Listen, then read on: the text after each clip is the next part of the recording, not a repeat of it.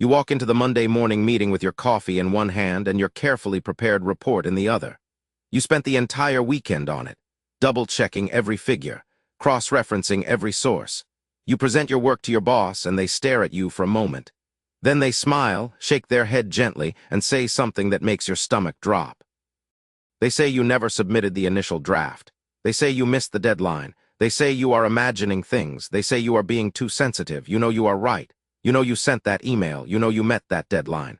But suddenly, standing in front of everyone, you feel insane. You feel small. You start to question your own memory. This is not a bad day at the office.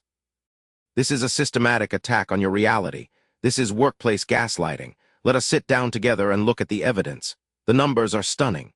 A recent survey from the Workplace Bullying Institute found that nearly 65 million American workers have been affected by workplace bullying. And gaslighting is the most common weapon used. It is not a rare event. It is a silent epidemic. The same data shows that over 70% of employees who experience this kind of manipulation never report it. Why? Because the abuser is usually their direct supervisor, the person they are supposed to trust, the person who signs their paycheck, the person who controls their career trajectory. Gaslighting in the workplace is not just a management style. It is a calculated strategy used by leaders who want absolute control without accountability. Let us look at the signs first. You need to know what this looks like before it consumes you. A gaslighting boss constantly denies things they said or did. You will hear phrases like "that never happened," or "you are misremembering," or "you must have dreamed that." They trivialize your emotions. When you express frustration, they tell you that you are overreacting, that you are too emotional, that you need to relax. They isolate you from colleagues. They plant seeds of doubt about your coworkers, telling you that others are talking about you. They then use that isolation to make you dependent on them. They shift blame constantly. Every mistake, every failure, every dropped ball eventually lands on your desk. They never own their errors. They rewrite history. You will walk out of meetings with your head spinning, wondering if you actually heard what you thought you heard. This is not confusion. This is cognitive dissonance being forced upon you. Now let us meet Maria. Maria is not a real person in the sense of a single individual, but she represents thousands of employees who have lived through this nightmare. Maria was a senior marketing coordinator at a mid-sized tech firm in Chicago. She was hired by a man we will call David. David was charming. David was charismatic. David spoke with authority. Everyone in the boardroom liked him. Everyone in the executive suite respected him. To the outside world, David was a rising star. Inside the office, David was something else entirely. Maria started noticing small things in her first month. David would ask her to prepare a detailed analysis for a client meeting. She would work late, deliver the document, and then sit in the meeting as David presented her exact analysis as his own. He never mentioned her work. She walked up to him afterward and asked gently if she could have some credit. David looked at her, tilted his head, and said, "I pulled that data from an old report. You had nothing to do with it. You are confused." Maria paused. She replayed the memory in her head. She was certain she had written that analysis, but David spoke with such confidence. She started to doubt herself. It got worse. David would change project deadlines without telling anyone and then publicly reprimand Maria for missing them. He would send emails on Friday night asking for urgent tasks, and then on Monday morning deny ever sending them. Maria pulled up the emails to show him. David laughed and said, "Those are clearly fake. You photoshopped those to make me look bad." Maria felt her hands shake. She knew those emails were real, but David was the department head. He had a 10-year career. He had the respect of the executives. Who would believe her? The psychological impact of this is profound and clinical. Let us look at the neuroscience. When you are subjected to constant gaslighting, your brain goes into a state of high alert. Your amygdala, the fear center, becomes hyperactive. Your prefrontal cortex, the part responsible for rational thought and decision-making, begins to shut down. This is not weakness. This is biology. Your body is trying to protect you from a perceived threat. But the threat is not a tiger in the jungle. The threat is your manager. You cannot run. You cannot fight. You are trapped in a survival loop.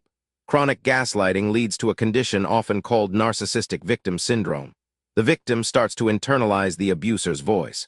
You stop trusting your own judgment. You stop making decisions without approval. You become hyper-vigilant, constantly scanning for the next attack. Your performance drops, not because you are incompetent, but because you are exhausted.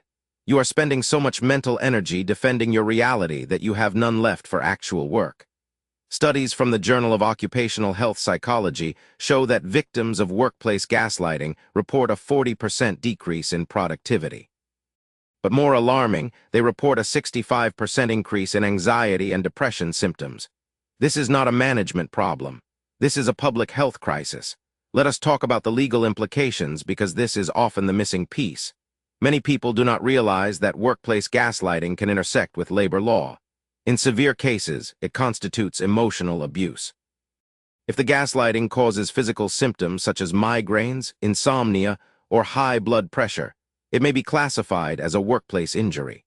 Under occupational health and safety laws in many jurisdictions, employers have a duty of care to provide a safe work environment. Mental safety counts. Several landmark cases have seen employees successfully sue for constructive dismissal based on psychological abuse patterns that include gaslighting. But the legal barrier is proof. Gaslighting is designed to be deniable. It is designed to leave no fingerprints. That is why it is so effective and so dangerous. Back to Maria. After 8 months with David, Maria was a shadow of herself. She had been a confident professional with a decade of experience. Now she could barely speak in team meetings. She avoided eye contact. She started carrying a small notebook everywhere, writing down every conversation, every instruction, every offhand comment. She was building a paper trail. She was gathering evidence, not to prove her boss wrong, but to prove to herself that she was not crazy. Then came the breaking point. David called her into his office and told her that the executive team was considering layoffs. He said he was fighting for her, but that he needed her to do something. He asked her to come in on Saturday to prepare a confidential report. Maria agreed. She spent 8 hours alone in the office, compiling the data David requested. On Monday, David called her into a meeting with HR. He showed them the report Maria had prepared. He said she had accessed confidential financial data without authorization. He said she was a security risk. Maria tried to explain, but the words caught in her throat. David had set her up. He had used his authority to make her break a rule she did not even know existed. He had groomed her for a fall. Maria resigned 2 weeks later. She did not file a lawsuit. She did not report David. She was too broken to fight. She took a job at a smaller company with a lower salary just to escape. This is the quiet tragedy of workplace gaslighting. The victims do not stay to fight. They leave, they retreat, they survive. The abusers stay. The abusers get promoted. David is still at that company. He is now a vice president. So what can you do to protect yourself? This is the most important section of our conversation. You cannot change your boss. You cannot reason with a manipulator. But you can build a shield around your own mind. Step 1 is documentation. You must become a relentless archivist of your own work life. Save every email.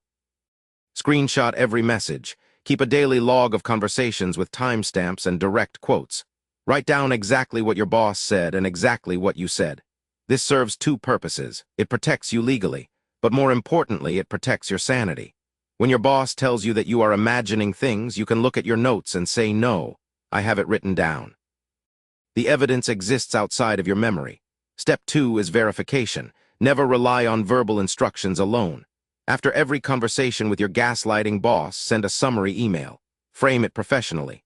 Say something like, just to confirm our conversation, I will be working on Project X with a deadline of Friday at noon. Please let me know if this does not match your understanding.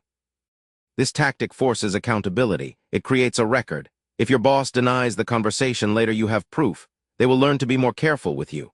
Step 3 is ally building. Gaslighters isolate their targets. You must resist this process actively.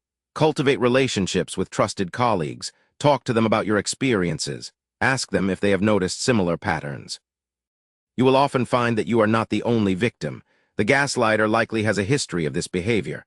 Multiple voices telling the same story make you look credible. 1 voice sounds like a complaint. 5 voices sound like a pattern. Step 4 is professional support. This is not a time to be silent. Contact human resources, but understand the risk.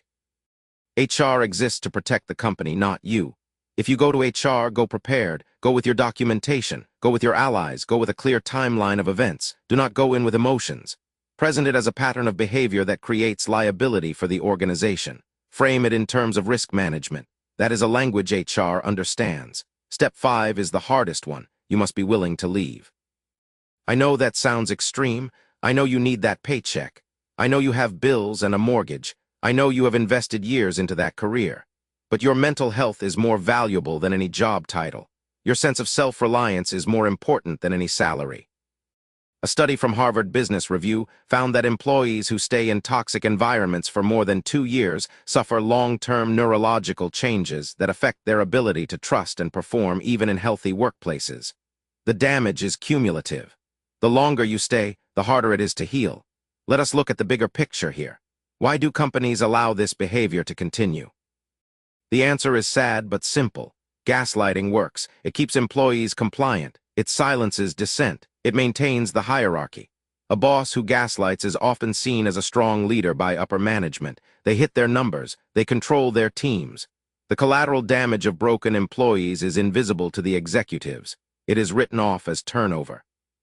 It is accepted as the cost of doing business. But there is a shift happening.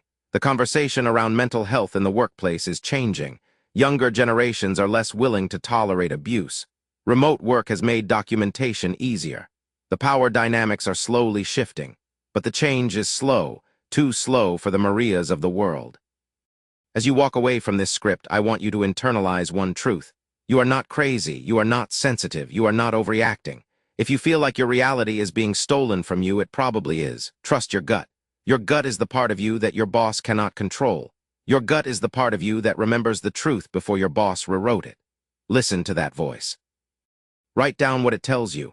Build your evidence, build your support system, and when you are ready, build your exit strategy, because gaslighting is not a leadership style. It is a form of psychological violence, and you do not have to take it. You deserve to work in a place where your reality is respected, where your memory is trusted, where your voice is heard. That place exists. You just might have to leave this one to find it.